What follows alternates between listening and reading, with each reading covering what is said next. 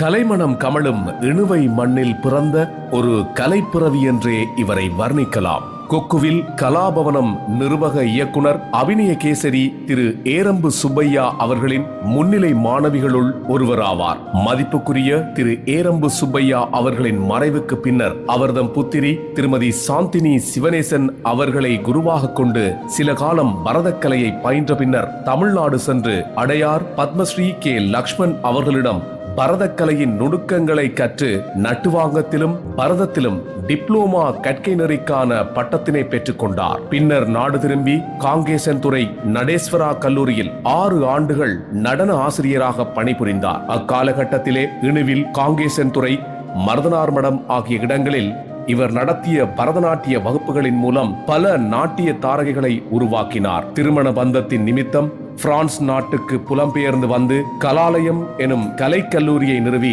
பலதரப்பட்ட மாணவர்களுக்கு பரதக்கலையை கற்றுக் கொடுத்து வருகின்றார். கடந்த 46 வருடங்களாக கலை சேவையில் தன்னை அர்ப்பணித்து கடமையாற்றி வரும் திருமதி கௌசலா ஆனந்தராஜா அவர்கள் பல நடன பரீட்சைகளுக்கும் நடன போட்டிகளுக்கும் பிரதம நடுவராக பணிபுரிந்து பெரும் பங்காற்றி வருகின்றார். ஆரம்ப நடன ஆசிரியர்களுக்கும் முதுநிலை கற்கை நெறி மாணவர்களுக்கும் பட்டறை நடத்தி சிறந்த போதனாசிரியர் என்ற பெருமையை தன்னகத்தே கொண்ட சாதனைக்குரியவராக திகழ்கின்றார்.